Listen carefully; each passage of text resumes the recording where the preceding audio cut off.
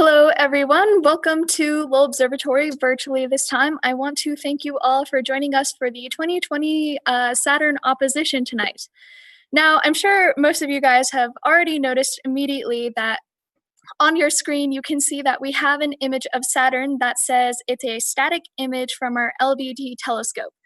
Now, we're in the midst of some monsoon clouds right now in Flagstaff, so we don't have a live image for you at the moment. So for most of the night, we're probably going to stick with that static image just because it is quite cloudy here. But nonetheless, we'll still be able to learn quite a bit about Saturn tonight. We have some amazing presentations from some of our Lowell astronomers. So let me introduce myself before I get on with things. My name is Claire, and I'm an educator here at Lowell Observatory. So I'm going to be talking to you guys about some of the science with Saturn, and I'll be introducing some of our other speakers tonight. So what we have lined up is I'll be talking about some stuff. We have Dr. Jennifer Hanely going to be talking about some Titan research, and then we'll have Brian Skiff talking about some of the decades of research happening at Lowell Observatory on planetary science. So without further ado, let me introduce to you guys what an opposition is. So we're celebrating what an opposition is. Oops, I'm on the wrong slide. Kind of got ahead of myself here. Let me go back. All right. So we're celebrating the 2020 opposition. So I'm going to be talking to you guys about what that is and how we can view Saturn if you have some nice clear skies tonight. So what is an opposition? It sounds exactly like what it is. It's where Saturn is opposite to the sun in Earth's sky. So what you can see in the image in front of you right here is that Earth is basically passing in line between the sun and the planet Saturn. What this means is that we'll get the biggest and brightest view of Saturn during its opposition. So because it's opposite the sun in the sky, we get a really nice bright image, and we also get it basically at its closest approach to Earth. Now, closest approach is kind of a weird name for this because it's still 9 AU away from the Earth, which is many thousands of miles. So we say close approach, but in reality, it's still quite far away from us.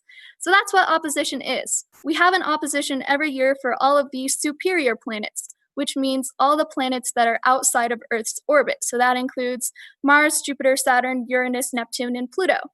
We celebrated the Jupiter opposition just last week. If you guys are interested in seeing that, Lowell Observatory hosted a live stream just like this one. And you can go back and check it out whenever you want. There's some pretty cool images of Jupiter, and we also have some great science that we learned in that talk as well. But for tonight, we're going to be learning about Saturn. So, unlike us at Flagstaff, if you have nice clear skies and want to view Saturn tonight, it's going to be very easy. Basically, all you have to do is look southeast. Now, the easiest way to find Saturn tonight is to look for Jupiter first. Jupiter is going to be right next to Saturn. It's actually only 7 degrees above and slightly to the right of Saturn tonight. And Jupiter is going to be the brightest object in the night sky, especially in the southeast. So if you can find the nice bright object Jupiter, if you look slightly to the left and down, you'll be able to find Saturn quite nicely. If that doesn't work out too well, it'll be directly in between the constellations Capricorn and Sagittarius as well, right in between those. So those are two pretty good ways you can find Saturn tonight. And Saturn's pretty easy to find because it is nicely visible to our naked eye. So you don't actually have to have a telescope in order to see it. However, if you want to see some more details such as the rings and even some moons, you'll need a little help there with some telescope or maybe even some binoculars. But you can see Saturn quite nicely with your naked eyes. Now I'm going to keep moving forward. So because our opposition is the biggest and brightest, the rings are going to be showcased quite spectacularly tonight. So I'm going to be talking a little bit about the rings of Saturn and kind of what they are, how they formed, because honestly, without the rings, what would Saturn be? It would kind of be just like Jupiter. So the rings of Saturn make Saturn a brilliant planet. We call it the crown jewel of the solar system because of those brilliant rings. So let me talk about them for a little bit. Saturn's rings are the most noticeable feature that we have for Saturn. Now here's a really nice close-up image of them. At a first look, if you've never seen Saturn before, if you look at the rings, they look like they're just solid, like solid rings around the planet, which actually isn't true. It's basically impossible for the rings of Saturn to be solid orbiting around that planet. Now, the rings are comprised of ice particles that range in the size of less than an inch to about the size of a car, even sometimes bigger than that. So usually they're water ice particles, sometimes it's water and rock mixed together, but it's a bunch of tiny little particles comprising all of these rings that we can see right here. Now, there are several different rings, and the two main ones are the A ring and B ring, and they're separated by that nice black strip that you see in the middle of those two large sections of rings on your screen. We call that the Cassini divide. This is actually caused by a moon, Mimas, kind of pulling away all of the debris in that area and creating a nice clear path for itself, and it creates that nice black divide. Generally, you can see the Cassini divide quite well with a telescope when you're viewing at it at night. But that's Saturn's rings. Another really cool thing about this is that we think Saturn's rings formed relatively recently. So possibly within the last 100,000 years, in fact. We're still kind of developing this idea in science. But say, for example, the dinosaurs had really fancy telescopes like we have now. If they were to look at the night sky, they probably wouldn't see the rings of Saturn. They likely wouldn't have formed yet, which is really interesting to think about.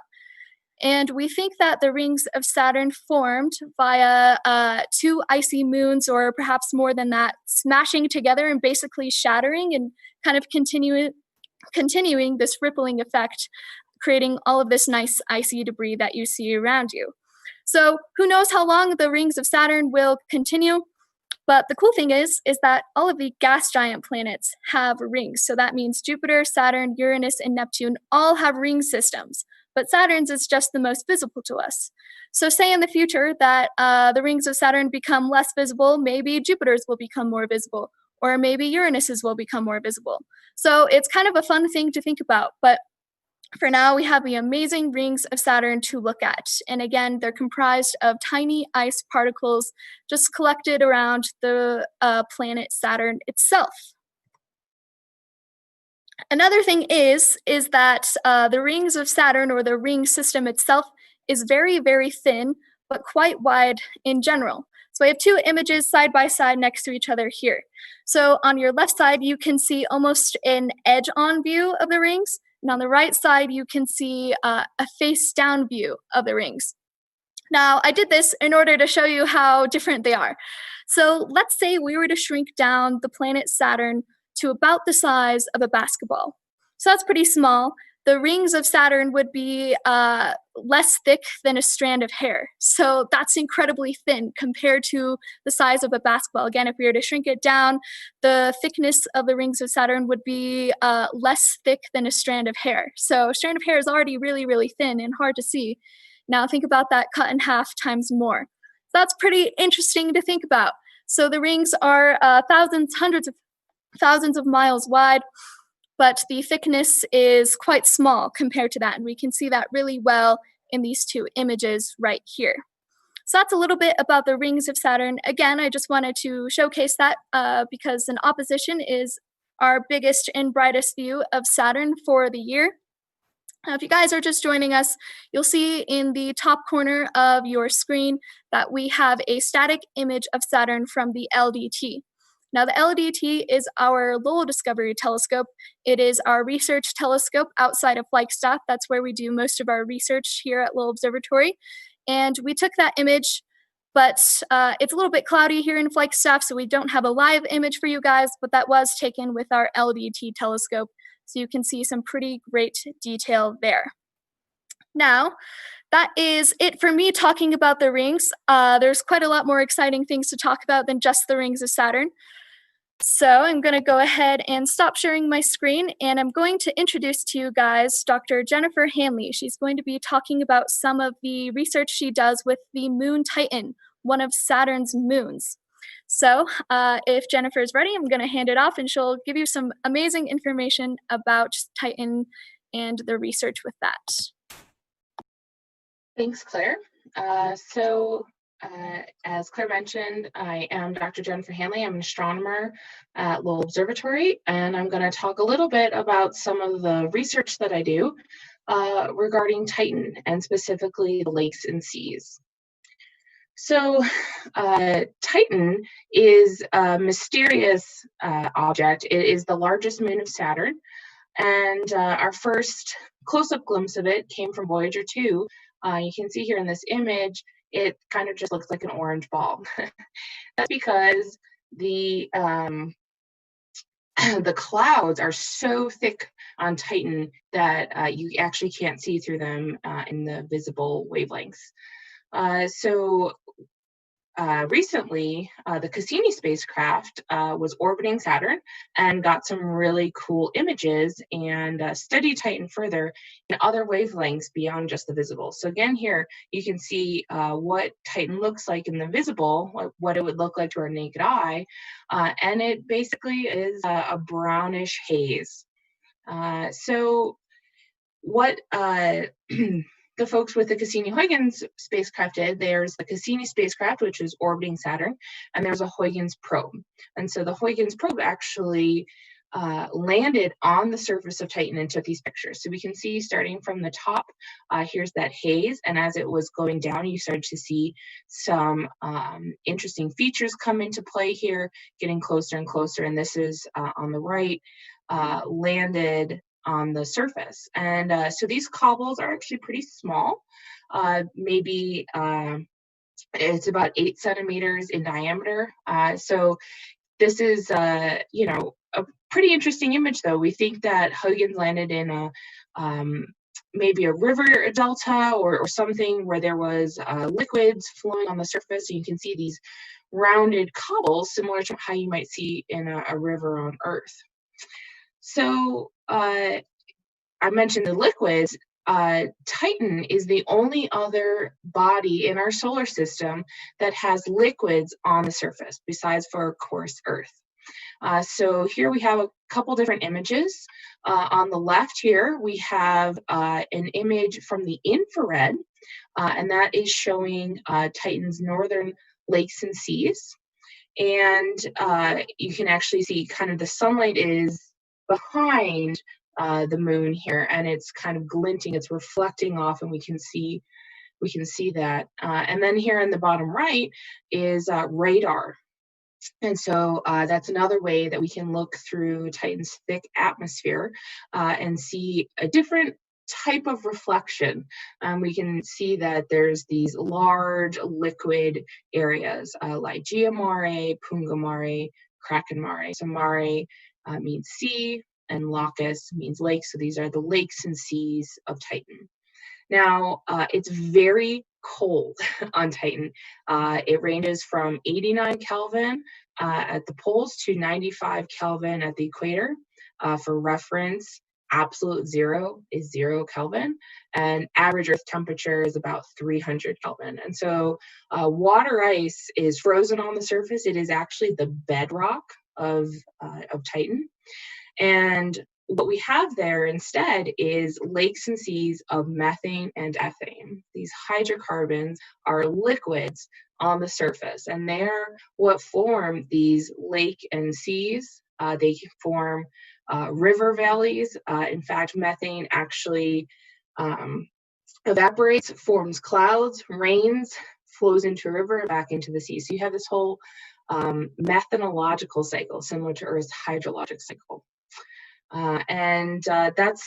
That's what we research in the Astrophysical Materials Laboratory. So I'll talk a little bit about some of our experiments that we simulate the Titan conditions. So, and just to mention, Titan has a 1.5 bar nitrogen atmosphere. That's compared to Earth. We are at sea level. Earth's pressure is 1 bar. And so it's about, Titan's atmosphere is actually 50% more than Earth's, even though it's actually a smaller body.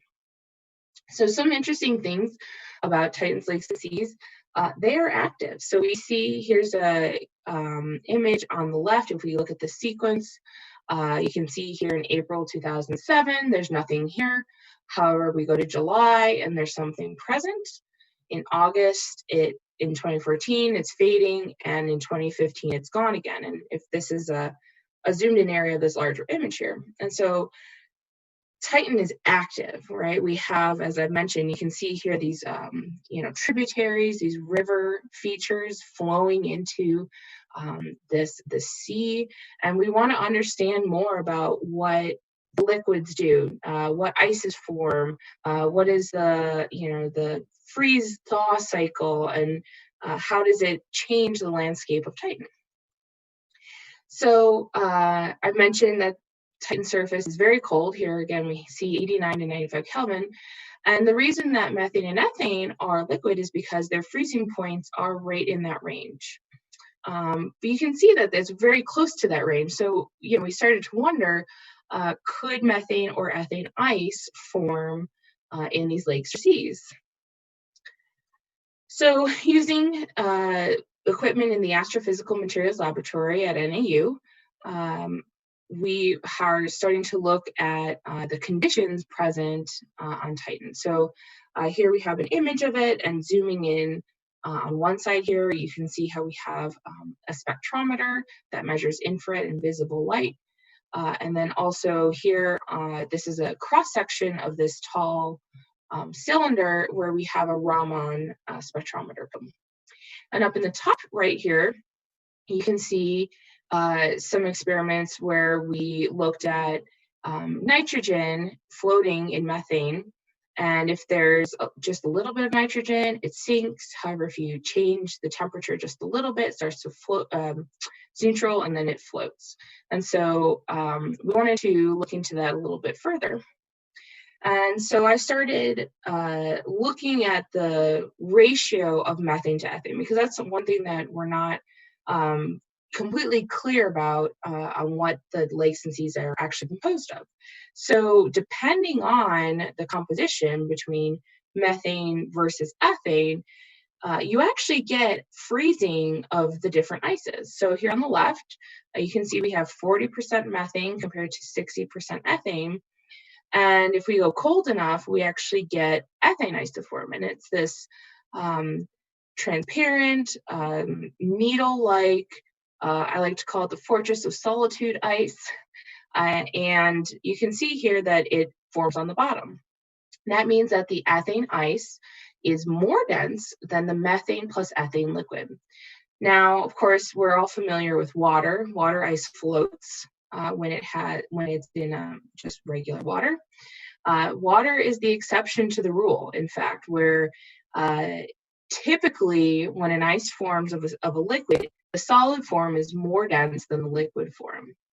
However, when we start mixing different liquids together, we can still get different ice to float. And we see that on the right image here, where if we have a higher concentration of methane, when we freeze it, we get methane ice to form, and it floats on the surface, and it's more opaque and not as structured.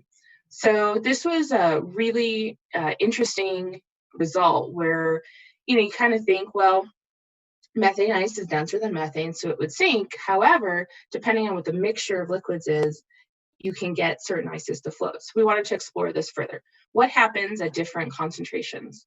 So we created what is called a phase diagram.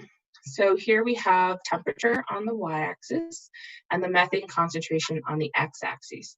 So 0% methane, that would be 100% ethane. So you can see here the pure ethane freezing point is 91 Kelvin. And that's basically the same as the pure methane freezing point within air. So all of these points are experimental results that we did in the Astrophysical Materials Laboratory. You can see that as you mix methane and ethane together, you get a freezing point depression. This is similar to what happens when you mix salt with water. So you can see that we can get down to almost 72 Kelvin. That's almost 20 degrees below the temperature on the surface of Titan.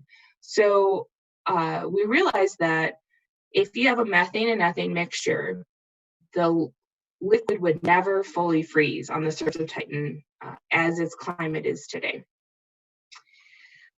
But that's not quite exactly what's going on Titan. So we know that Titan's atmosphere is primarily nitrogen, and it will dissolve into this methane plus ethane hydrocarbon liquid.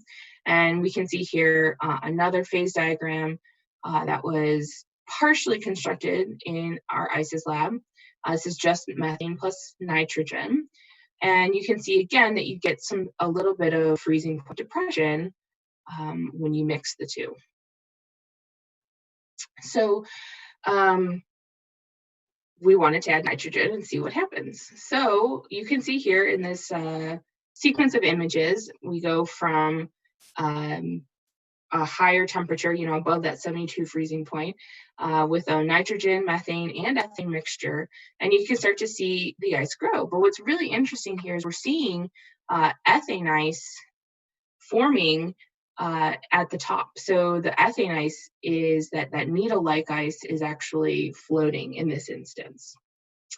So we wanted to understand what was happening throughout the whole lake and sea, so even going down to depth. And if anyone out there is a scuba diver, you know that pressure increases as you go down in depth into the ocean, for instance. And so we wanted to see what would happen as we went to depth with a Titan lake or sea, because we know that the nitrogen solubility, how much nitrogen can go into the liquid, is dependent on both temperature and pressure.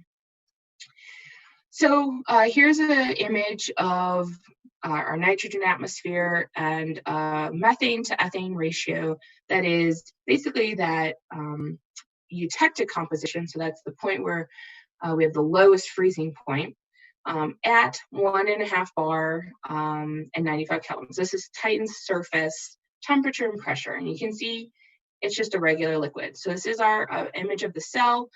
This bottom part here is the liquid, and on the top here you have gas. Well, if we go to higher pressures, something really wild happens. You can see, you can see that it actually forms two liquid layers. So we have, again, the top is this is the gas, the vapor. We have one liquid and a second liquid, and we think that this is maybe where you get some nitrogen bubbles coming out of the solution, and that could be where the source of the magic islands. Maybe there's just some sort of ephemeral nitrogen bubble release. What's really, really cool, though, is when we look at the video of what's happening. So here we have the vapor at the top. We have the liquid 1 here, and then liquid 2. So what's happening is we're cooling the cell in temperature, and the liquid is condensing on the top. However, that liquid is actually more dense, so it drips through from the top layer down into the bottom layer. So we can watch that one more time. And it drips through, and so it's really interesting. We want to know, why is it separating? This is, just 3 simple species, methane, ethane, and nitrogen. Why is it splitting into 2 different liquid phases? Is the nitrogen separating from the ethane? Is the methane separating from them? Et cetera. So we used our Raman spectrometer to measure the composition. So this is not the same experiment, but it's this, representative of these 2 different layers. So you have this upper layer, which is red, which is primarily nitrogen. And then as we go, so the upper layer is like the orange and yellow, and you can see there's a little bit of nitrogen, but it's mostly the ethane and the methane. And then the bluer colors are the nitrogen, or the lower layer, and it's more nitrogen and methane rich. You can see that we start to decrease the methane a little bit, but really we drop in the ethane. So what's happening is we have a methane plus ethane upper layer and a nitrogen plus methane lower layer. But it does need to be said, both layers have all 3 species present. So we're actually, it's similar to how oil and water separate, but in this case, the 2 liquids are the same all have the same species present. They're just in different concentrations. So this is something really strange that we want to explore further. Why is this happening? We have teamed up with some folks in the chemistry department at Northern Arizona University to actually model this behavior and see what molecular interactions are actually happening to cause this phenomenon. So with that, I'll just summarize some of the implications of this research.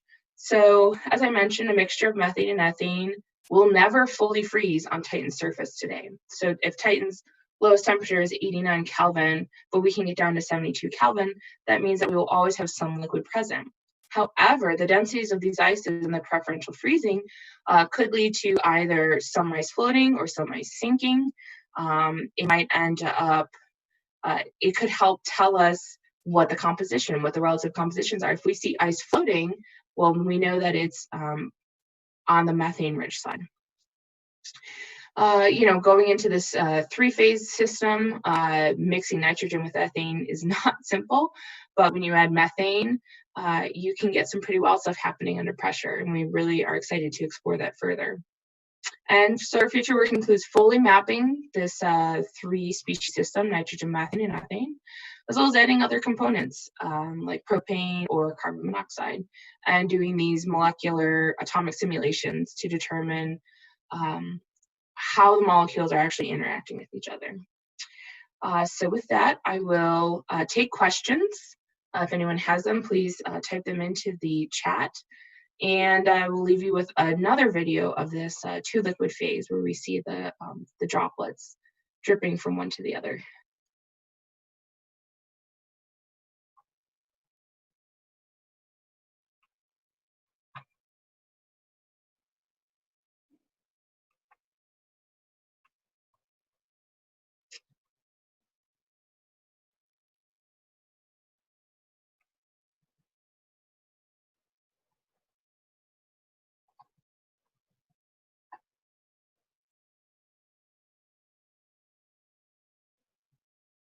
So let's see if I can get this to play again. So yeah, here you actually see two different droplets forming. So you can see another thing that we can start to maybe look at is the surface tension of these two liquids. You can see how they're actually very different from each other. One curves up and the other curves down. So you can start to maybe start to see, so surface tension can tell you something about how the molecules are interacting. So that's something we want to look at too. So we do have a couple questions. Haley Osborne asks, what got you into this field of study? Well, so planetary science in general has been something that I've been interested in since before I can remember. I wanted to be an astronaut, as did many kids when they're young. I never grew out of that though. So I wanted to study the planets to kind of just be as close as possible to being an astronaut, since I realized that that is a challenging path. I thought that actually studying the planets would be very interesting. As far as Titan goes, when I came to Lowell, I was fortunate enough to work with Dr. Will Grundy, Dr. Henry Rowe, who had helped set up the Astrophysical Materials Laboratory with folks down at NAU, and got into doing this liquid stability, which builds out of some of the other laboratory work I had done in the past, looking at water on Mars and stability of water on Mars, which kind of folds into the next question: what happens to water if it's on Titan? So water is the bedrock on Titan. Water is, so the freezing point of pure water is 273 Kelvin. The surface temperature of Titan is 90 Kelvin. So water is frozen solid. It's as hard as a rock on the surface. It is the crust of the surface of Titan.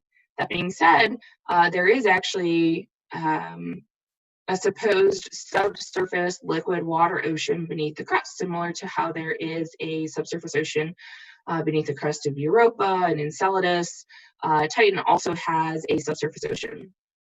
So one of the things that Dragonfly, which I realize I omitted that and I should have mentioned it, Dragonfly is a NASA mission that is being planned in the next few decades to arrive at Titan, and it is a relocatable lander, which means that it's basically a drone that's going to fly around Titan and take measurements.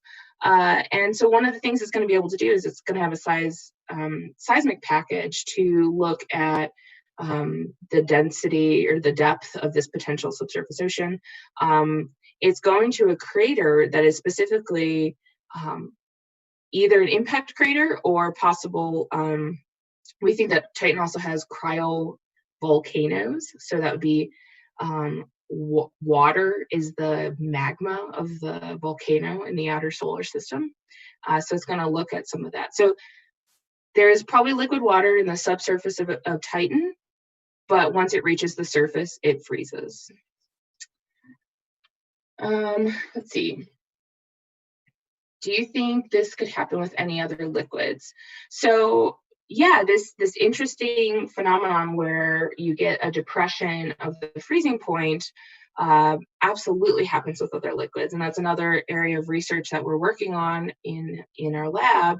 Of course, I mentioned Dr. Will Grundy. He's interested in Pluto, and we're working with some graduate students and other collaborators at NAU to figure out, is there a way that we could depress the freezing point? So nitrogen freezes at 63 Kelvin. Pluto, its typical temperature is 40 to 50 Kelvin, but it looks like there might be some sort of flow features on the surface. So can we find something to mix with nitrogen, or maybe just some other ices in general that can depress the freezing point low enough to have liquids on the surface? Stay tuned, that's what we're working on. Let's see, does the methane concentration fluctuate? So that's a great question, and it seems that it probably doesn't across the surface as far as the troposphere. So that's like the atmospheric level right above the surface. One really interesting question is where the methane came from on Titan and why it isn't destroyed. So as you get up into the upper atmosphere, sunlight will destroy the methane and it forms these long hydrocarbon chains. This is where the haze comes from, in fact. So it's the combination of the nitrogen and the hydrocarbons, and you make these tholins, or just some sort of general hazy particles. So the methane there is getting broken down, and we're not sure exactly how it's getting replenished. However, it does seem to be, over the lifetime of Cassini, that the methane concentration was relatively stable as far as like the relative humidity of the methane in the atmosphere. Now, the concentration of methane in the lakes and seas, that might change based on seasons. If there's a monsoon pattern or something going on, we get rain events. So we know that the methane will evaporate, it forms clouds, and it rains. Well, when it rains, it's going to increase the amount of methane in that lake compared to whatever the ethane was, because the ethane is not partaking in this cycle. So the liquids concentrations probably do change over the seasons. Could any type of simple life or organic molecules exist in these seas of methane or ethane? Well, that is the million-dollar question. It's unclear. And so technically, methane is an organic molecule. Organic is carbon and hydrogen. I'm sure you mean life or simple life molecules. We don't know. It wouldn't be life as we know it because it's much too cold there. And I don't think that life as we know it could tolerate it, but there might be life that we don't know. And that is very possible. How did hydrocarbons form on Titan? So that's also a great question. As I mentioned, we're not sure where the methane is coming from, when we're looking at it on the surface. However, a lot of it is going to be primordial. So you can see the gradient of elements and molecules throughout the solar system. So Once you get out into the outer solar system, it's colder, and so a lot of the moons have more icy material versus the rocky interior planets. And so it's from the early formation of the solar system. Do you think it would be possible to send a submarine to Titan that could go into its lakes? Or would the methane be too hard to swim through?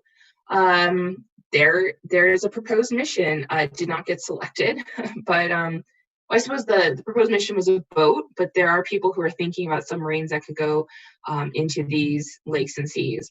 I think that would be very challenging from an engineering perspective, especially if we start seeing these two liquid phases in the middle of the sea, or maybe if there's a nitrogen bubble event. That would not be good for any submarine that was down there. But as far as the actual methane goes, there are ways to engineer for that, and there are people who are thinking about it. Let's see, it looks like we have one more question. What is your favorite fact about planetary science? I have a lot of favorite facts. I'll say my favorite fact about Titan, though, is that it's so small. Well, it's actually the second largest moon in our solar system after Ganymede, and it's actually bigger than our own moon, but it's relatively small compared to Earth, so the gravity is less. However, because it has a denser atmosphere, if you just strapped on wings to your arms and started running and flapping, you could fly through Titan's atmosphere just on your own effort. So that's my favorite Titan fact. So I think that is our last question, and I will turn it back over to Claire. Oh, let's see. Well, maybe Claire can take this question. What do the shepherd moons on Titan do? Okay, so I'm not sure. The shepherd moons are in relation to the rings, so maybe I'll let Claire answer that one. Yeah, I can certainly try to answer that in a bit. I just want to say thank you for joining us tonight, Dr. Hanely. I've actually visited the Astrophysics Material Lab at NEU, and it was one of the coolest places I've seen. So thank you for doing all the research that you do, and I'm excited to hear more. So thank you so much. I believe we had a couple questions earlier about Saturn and the opposition, so I'll go ahead and answer those real quick before I get into the next segment. So we had a question of, is the actual color brown? I think you're talking about Saturn. Without color correction, the color of Saturn is like yellowish and tan. But the image that we have from the LDT is going to be slightly different just based off of the instruments that we use there. We had another request for some pictures of Mars. So tonight, because it is quite cloudy in Flagstaff, we won't be able to get any live images like that. And also, Mars isn't quite up yet for us. We won't be able to make that request tonight. And another question is, when does the opposition happen and how long does it stay? So the moment of opposition happens once a year for us in the outer planets, so like Jupiter, Saturn, Uranus, and Neptune. But Mars happens every 2 years, and opposition happens every 2 years. And the opposition happens at a specific time, technically, but it's for tonight. The specific time doesn't actually really matter that much because Saturn will be visible the entire night, which is really cool because you can actually see a Saturn rise and Saturn set. So Saturn rose around the time of sunset for us here, and it'll set at around the time of sunrise. So it'll be visible basically the entire night, so you can see some great views of the opposition if it's not cloudy where you are. Let me see if there's any other questions down here. I think those were about Titan. But I'm going to go ahead and talk to you guys a little bit more about some of the other moons of Saturn, because there are quite a lot. Saturn has the most moons in the solar system. Quite recently, it actually overcame the amount of moons that Jupiter has. So Saturn has 82 moons, and Jupiter has a little less than that. So I'm gonna go ahead and talk about those real quick. Move a slide forward. All right. So I'm going to be talking about Saturn's moons. So there are quite a few, like I said, but I'm just going to focus on some of the more interesting ones besides Titan, since we already talked about that tonight. So the first one is Hyperion, this one right here. Now this one's pretty cool because it kind of looks like a sponge. Now it's not an actual sponge, it is mostly ice and a little bit of rock, but it is very light density, but it also has kind of an oblong shape as well. So moons come in all shapes and sizes. This one quite obviously looks different than what you would expect with a moon. So that one's kind of a cool one with Saturn. The next one is kind of just a pop culture reference type thing. This is the moon Mimas. This is the one that creates the Cassini divide. As you can see from this partly shadowed crescent image, it is quite cratered, so there's quite a lot of craters. This means it's a fairly old moon. But a lot of people say that this moon looks rather like the Death Star from Star Wars, and I can agree with that. So that nice big crater that you can see on that side extends several miles high. It's one of the biggest craters that we have on the moon, but it makes the moon look kind of like the Death Star, which I think is funny. But moving on, we have the moon Iapetus. And this one's cool because what you're seeing is the same moon. It's not two different moons, but on the left side, we have the leading hemisphere, which is very dark. And on the right side, we have the trailing side, the trailing hemisphere, which is much brighter than that leading side. So we have extreme brightness dichotomy with this moon right here. We kind of call it the yin and yang of moons. Now, this is mostly ice rock, this moon, but astronomers and planetary scientists are looking at why one side is more dark than the other in such a drastic way. And there are a couple theories.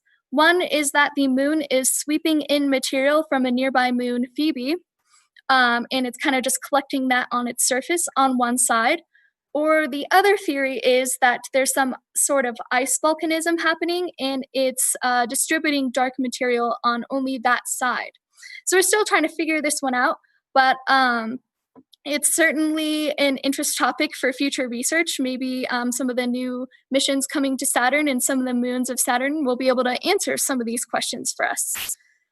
But the last moon I'm going to talk about for now is Enceladus. Now, Enceladus is my favorite moon in the entire solar system, and it's also one of the most interesting, I believe.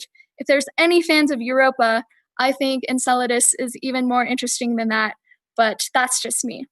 So Enceladus, at this first view right here, we can see that it looks like something's happening on the surface of this. What you can see is what we call the tiger stripes of ice. So you can see kind of like these blue flowing patterns and these sharp strikes or like marks across the surface of this moon. Now the cool thing about Enceladus is that the crust is made entirely out of water ice. So you're seeing the ice crust right now.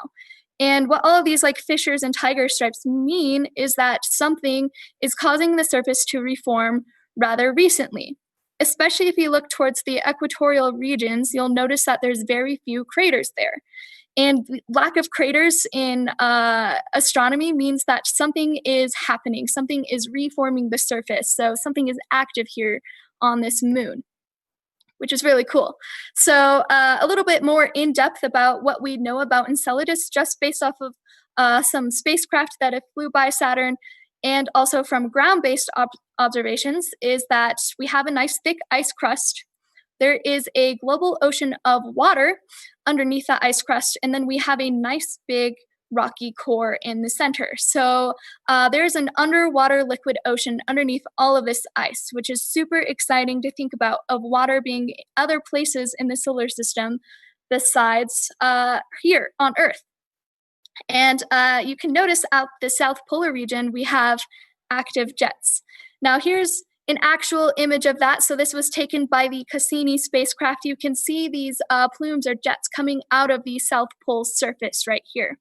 Now what this means is that there must be some sort of activity happening within the core to push some of this material up and through that ice.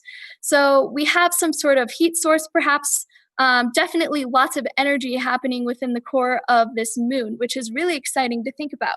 Because when we think about life in the solar system, or really beyond the solar system, life in the universe, we have come up with some criteria of what we need. And one of them has to have an energy source. We need energy in order for life to exist.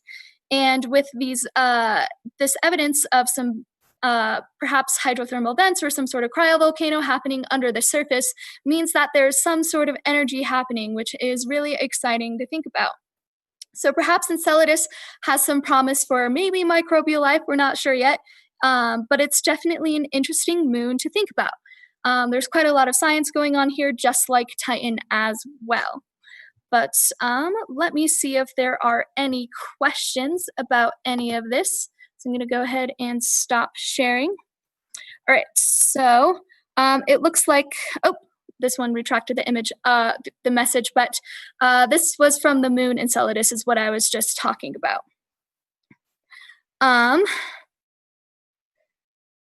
For me, can I see Saturn? All right, so we have requests to see Saturn. So let's go ahead and zoom back into that LDT image if we can. It is rather cloudy tonight here in Flagstaff because we are in the midst of our monsoon season. So it's clouded out for us, so we won't be able to get a live image for you guys. The image that you can see right now is a static image taken from our LDT telescope, which is the Lowell Discovery Telescope. That is our main research telescope out in Happy Jack. And that is how we took this image here.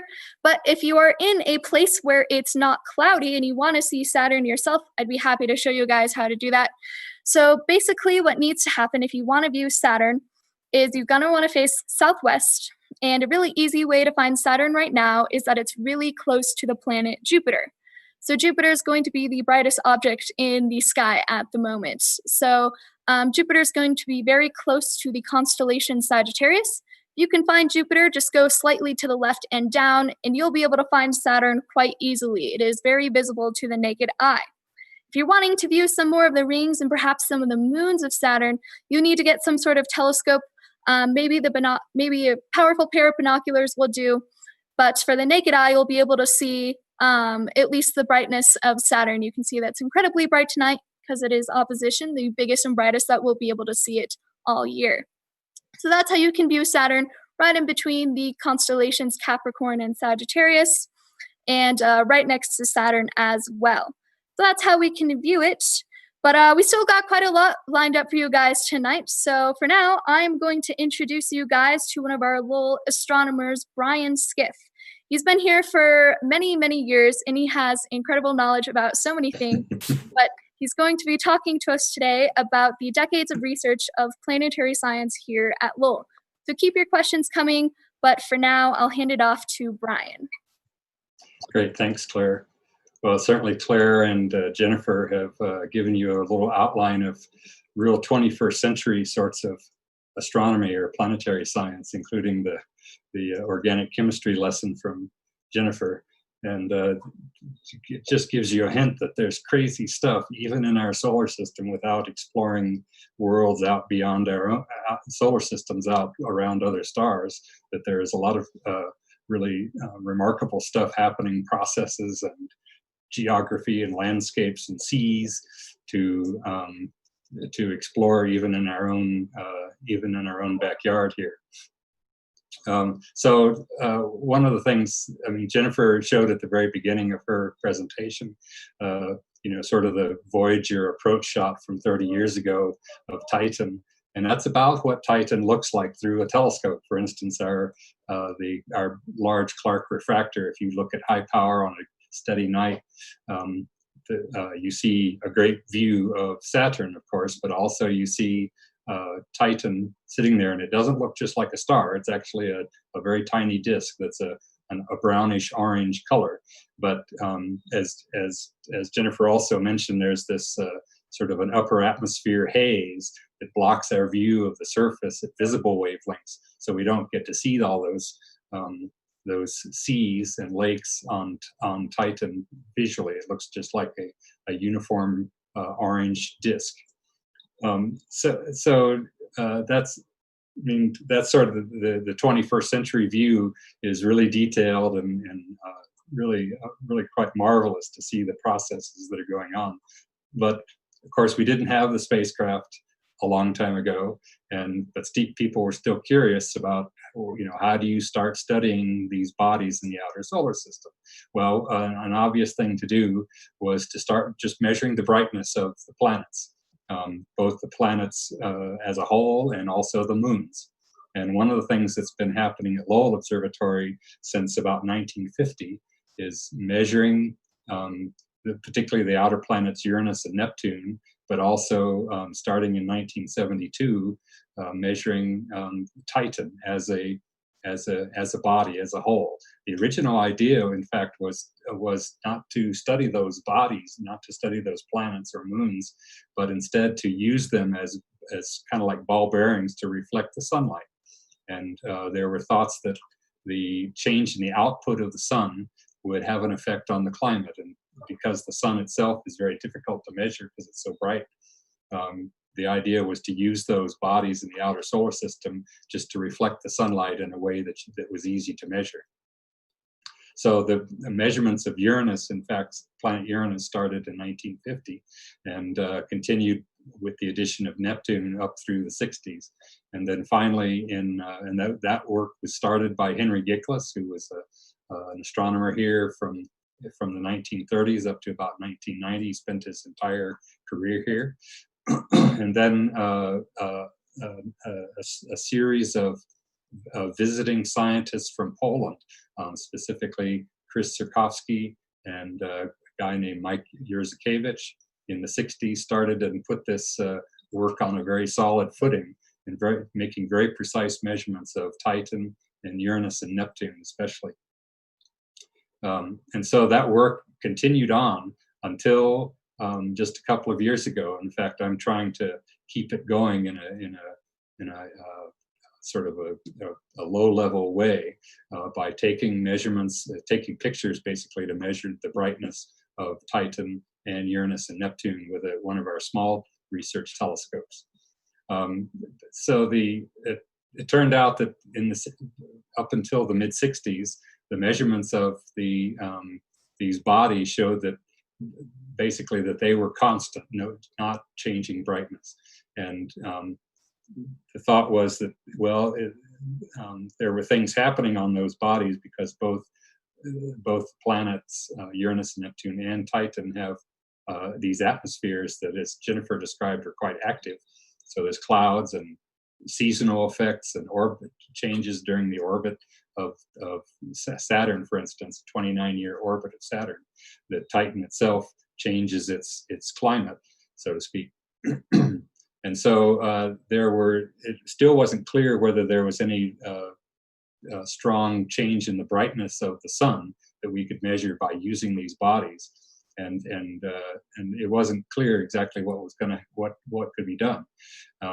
There were intentions by geophysics people, basically climate and meteorology folks, to use some of the very early weather satellites to measure with a special kind of device, and not just to take pictures of the clouds on Earth, but also to measure the brightness of the sun from outside the atmosphere. And you wouldn't have the effects of the atmosphere and clouds and so on, reducing the accuracy of the measurements. And so there was some delay in getting these spacecraft built. And a climatologist named Murray Mitchell at what was then the Weather Bureau, but is now NOAA, the National Weather Service operation, actually wrote a letter to John Hall, who was the director of Lowell at the time, and no relation to Jeff Hall, who's the current director. Basically, Murray Mitchell asked John Hall if we could crank up this program again to start measuring the outer planets to see if there was a way to measure the change in the brightness of the sun. And so eventually Wes Lockwood and his main research assistant, a fellow named Don Thompson, started this with the help of Mike Jurzykiewicz from Poland, who came on extended stays to observe these planets. And so they cranked this project up again in 1972, and it didn't stop until 2016, using the same telescope, the same instrument, and measuring the brightness changes of all of these bodies. And so it's been very interesting to see that happen. And interestingly, the dynamical effects of the reaction of the change in the output, particularly in the ultraviolet from the sun, on the clouds on these bodies has caused them to be changing not just in a cyclic manner, but also over very long time scales. And it's the sort of thing where you don't just go out on a 1 or 2 nights or a few nights to a telescope and get your answer. You have to take lots and lots of data on many nights every year, and you basically get 1 data point per object per year, but you're going to do it for decades. And it's the sort of thing that we can do at Lowell Observatory because we have our own telescopes and can build stable instrumentation that we can use for a long time. And so that's a little historical thing where you're, instead of looking at these tremendous details and the organic chemistry and changes of phase of these or simple organic molecules, we're just looking at the planet as a dot, a globe, in just looking at the total global changes in those bodies. So I think I'll stop there and maybe have a look for questions. Zach Davis says, were there any other discoveries made at Lowell? Well, we've done a lot of, we've been around for 125 years, so a lot of stuff has been found besides Pluto, besides the redshifts of the galaxies and the rotation of galaxies that Slipher did. We've certainly discovered, dozens of comets, tens of thousands of asteroids, still studying the comets and the asteroids and outer bodies. And of course, nowadays, the sort of the cutting edge of the planetary science is not only the outer solar system, but also planets or planetary-like bodies around nearby stars, and trying to find out what those, not just to find them, but to see what the properties of those bodies is. So stuff is happening. It doesn't necessarily make the headlines, but things are going on apace.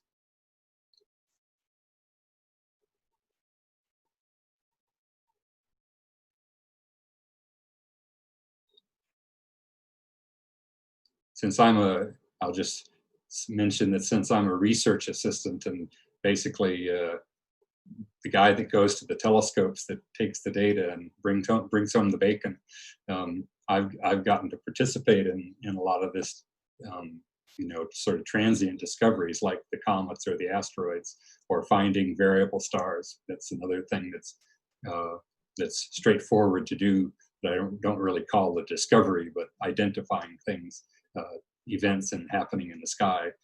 So I sort of see myself as the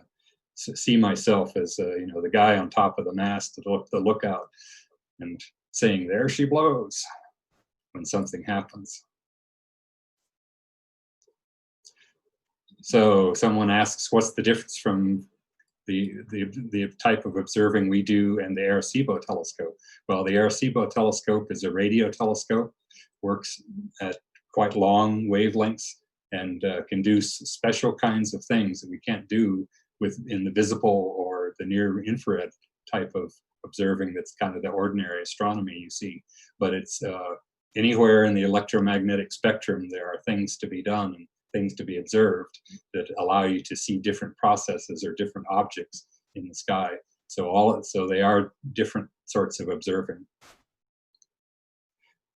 What is the relative importance of the radio telescopes versus the optical or the visible, what I call visible light kind of telescopes? And they're all complementary. So anywhere in the entire electromagnetic spectrum, gamma rays and X-rays, the ultraviolet, the visible part, the infrared parts that you could, feel, if it's hot enough, you can feel with the back of your hand, or radio wavelengths where there's different processes happening that we can see. And someone also asked, did I know Bill Simpson? The answer is yes. He, of course, was at Lowell when he started his career and moved to, he and his wife moved to Hawaii. But when they retired, they moved back to Flagstaff, and that's when I got to know him. He was a sort of a pioneering, real infrared astronomer, thermal infrared astronomy. And my friend Lauren Laufman asked, what's my favorite discovery that's happened while I've been at Lowell? And boy, oh boy, that's a hard question. No. You stumped me there.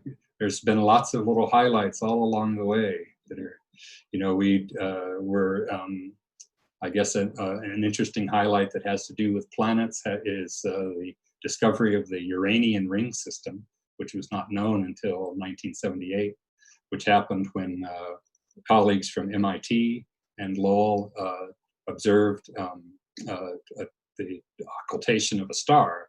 As Uranus was moving across the sky, it passed in front of a star.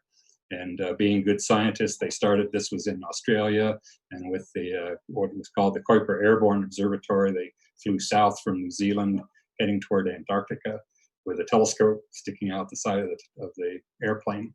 And being good scientists, they started observing, taking data before the occultation was going to happen. And they started seeing star light drop out of sight and then pop back up in just a few seconds over 20 or 30 minutes before the main event. And then the sequence repeated very nearly on the other side of the planet as the star reappeared. And that was, they first thought they were seeing moons, a bunch of new moons of Uranus, but when they saw their strip charts, paper strip charts, they could fold them almost in half and they could overlay them. So they saw that they were actually a ring system. So that was a pretty cool event. And that was done by Bob Millis and Ted Dunham, who was our instrument chief for a long time, till recently. And Larry Wasserman helped with the predictions of that. And then our MIT colleagues, including Jim Elliott, who's now also passed on. What's the coolest thing I've ever seen in the telescope? The coolest thing I've ever seen in the well, Saturn is, it's in the top 10. You get a good night on the Lowell Clark refractor. That's pretty cool. That'll knock your socks off. But the weirdest thing, I guess I would say, I've seen through the telescope is the really luminous, kind of unstable star that's called Eta Carini down in the southern sky. I took telescope down to Chile twice, and on one of the visits got to view the southern Milky Way, including the Carina region.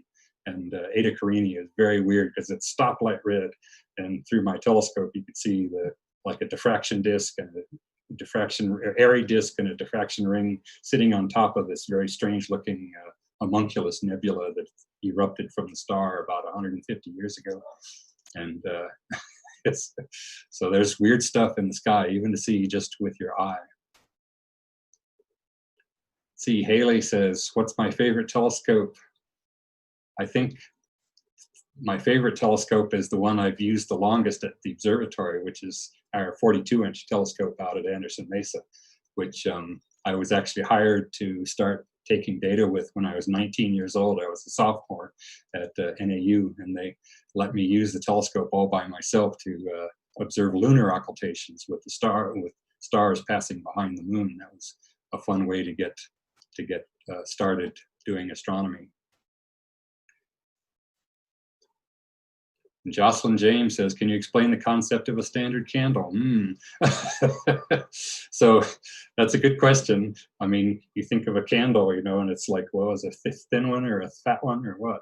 And so the idea is that there are bodies out in space that have a fixed brightness depending on how big they are, say. And we have tried to, basically the idea is to have something that we know the brightness of, that we can see up close and measure accurately, maybe even in a laboratory, and be able to see that at an extreme distance out in the universe, and be able to know that it's a certain brightness, a standard brightness, and be able to measure the distance by knowing that exact brightness very accurately. Nico Adams says, do I have a favorite asteroid? Well, I've discovered a lot of them, and I'm not sure. Well, I think I'd have to say my favorite one is one that I discovered that is an object that has one of the shortest known orbit period. It's actually stays entirely inside the Earth's orbit. In fact, it spends more than half of its time inside Venus's orbit. So it has a very small, elongated orbit, quite close to the sun. And that was a nice little feather in our cap when we were running a near-Earth asteroid survey in the early aughts to find an object like that. Okay, I think we're done. Thanks for listening. I'll turn it back to Claire now. Thank you so much, Brian. It's always a great joy to listen to the wealth of information that you can give to us. So to wrap up tonight, I'm going to be talking to you guys about the planet Saturn itself and some of the missions that have gone there. So we've kind of done a focus on some of the moons of Saturn, the rings of Saturn, what an opposition is. We haven't yet touched on what Saturn is in of itself as a planet. So I'm going to be sharing some of that information for you guys. And of course, if you have any questions, keep them coming. But in the meantime, let's keep moving forward. So we're going to be taking a deeper look at Saturn, the planet itself. Now, Saturn is a gas giant planet, and it is comprised of mostly hydrogen and helium. So those are the main elements that it's made out of. It has a very thick, large atmosphere. And unlike some of the terrestrial planets, so that those would include Mercury, Venus, Earth, and Mars, there's not really a solid surface that you could land on with a spacecraft or anything else for that matter. However, we're still trying to figure this out a little bit, but there may be some sort of solid core deep down in the center, or maybe just some sort of metallic hydrogen, something like that. But gas giant planets means what it sounds like. It's basically entirely made out of gas. Now, one of the coolest things about Saturn itself is it has its own really famous storm. So I'm sure most of you guys have heard the term the Great Red Spot of Jupiter. That's that really famous storm on Jupiter. But Saturn has its own famous storm, and it's at the very North Pole. So you can see it here in this image. So you'll be able to see kind of like the eye of the storm, and then peculiarly what looks like a hexagon-shaped storm. Now, this is incredibly interesting to planetary scientists, atmospheric scientists, and the like. When I first saw this, I was blown away. I was like, wow, a storm shaped like a hexagon. Who would have thought that this was even possible? Because storms here on Earth are like oval or circular, and with a hexagon, it's incredibly different. So astronomers aren't entirely sure how this hexagon shape is formed. It's some sort of like jet stream type thing that's happening, not with actual jets, of course, but some sort of interaction with some of these currents going in and around this storm. So this is a very massive storm. The eye of that storm that you can see in the very center is going to be 50 times greater than the average eye of a hurricane storm here on Earth. So this is a massive storm on the North Pole of Saturn.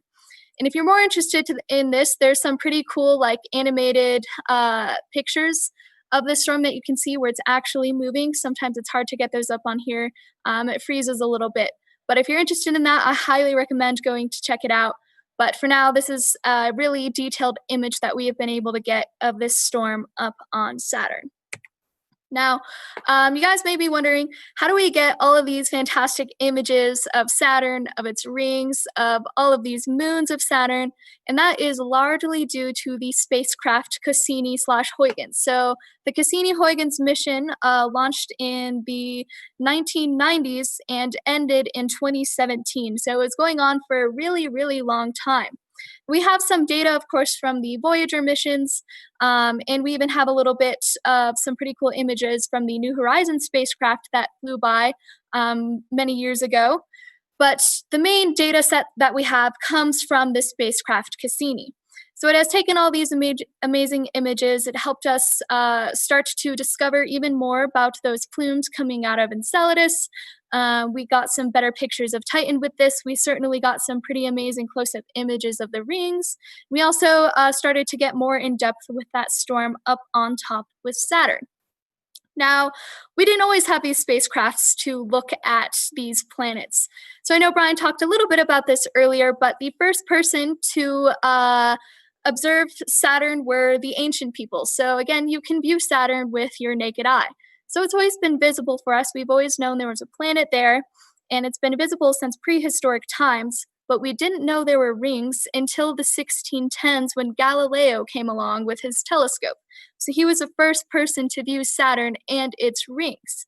Now, when he first viewed them with a rather primitive telescope, he actually thought it was two moons or like arms coming off the side of the planet.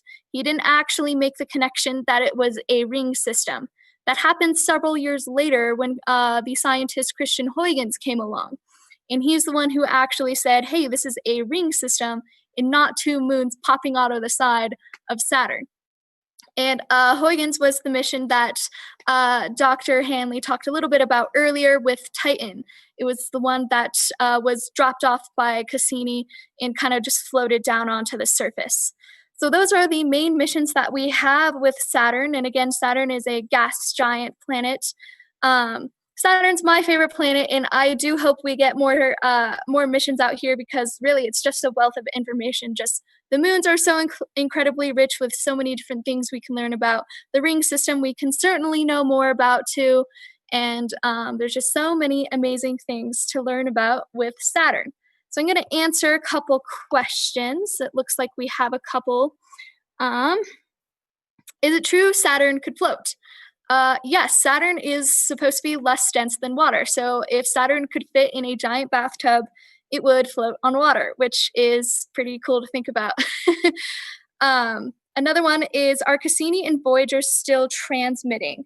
As far as I checked recently, as of 2019, it was. I'm not sure how much data is still coming in.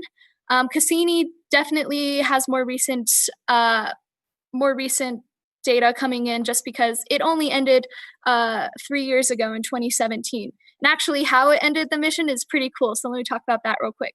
So when we send these spacecraft to these giant planets, and when we're done with all of the mission stuff that we have wanted to do, and honestly, really when the spacecraft runs out of power or runs out of room to keep doing some of these missions, what we did with Cassini is that we just flew it into Saturn. We just kind of crash landed it into the atmosphere of Saturn. Now, why we did this is because Saturn's atmosphere, as you keep going down, gets incredibly thick and really, it's really pressurized. So it crushed up Cassini and it also kind of burned up as well. So all that pressure and heat kind of just crunched Cassini down. It is no longer a working spacecraft. We flew it straight into Saturn. And that's how we've ended a couple missions going out to some of these gas giant planets. But that's it on Cassini and kind of the ancient observations for now. If there's more questions, feel free to ask. And I'll just give a reminder that the image that you're seeing up on the left, the static image from the LDT, that was taken by our LDT telescope, our Lowell Discovery Telescope. That is our main research telescope that we use. And that was one of the images that we took there. Looks like we have another question from Haley. What is my favorite Saturn fact? To be honest, the Saturn can float in a bathtub is one of my favorites. But in all reality, I prefer the moon Enceladus over the planet itself. So I'm going to kind of fake it and say that Enceladus is really cool just because we think it has some sort of heat source and that it has a liquid ocean. And that's kind of like my favorite Saturn-related fact, I guess. But that is it. Thank you for the question. If there's any more coming in, please put them in the chat and we'll be happy to answer. But I do have to give a shout out that in a couple days on July 23rd, we're going to be doing a live stream on the Neowise comet, which is a very famous comet that's been in the news really recently. It's really bright. You can see it with your naked eye. So we'll be doing a live stream on that on July 23rd. If you guys want to come back here to the Lowell Observatory YouTube channel and take a look at that. Looks like we have another question. The Shepherd Moons from Zach Davis. So the interactions with the moons and the rings of Saturn is pretty interesting. So there's several different interactions that happen with that. Some of them that happens is moons that can actually kind of switch orbits can create these ripples in the rings that we can see. I don't have an image pulled up right now, but there's quite a few online, especially on NASA. But basically, in general, the moons of Saturn create these interactions with the tiny little particles in the rings of Saturn. And it can create these ripples, these wave type like interactions or like patterns that you can see. But that's all really, honestly, most of the information I have on that. I'm not too versed on the Shepherd moons in specific, but there are still quite a lot of information on that online as well. But if there's any other questions, I'd be happy to answer. But if not, again, just a shout out to our live stream in 3 days on the Neowise comet. That one is going to be hopefully pretty cool. Hopefully we won't be clouded out for that. But if not, we still have some amazing images to show you guys. The Neowise comet happens, it's happening right now, and it won't happen again for another 6,800 years, which is a really long time. So if you have the chance, tune into that. That would be pretty fun. But if not, thank you guys so much for joining us tonight. I had quite a lot of fun talking about Saturn, and hopefully we'll be able to have a good view in the future, but go and enjoy the opposition if you can. And thanks so much for joining us here at Lowell Observatory. We hope to see you all soon. Thank you guys.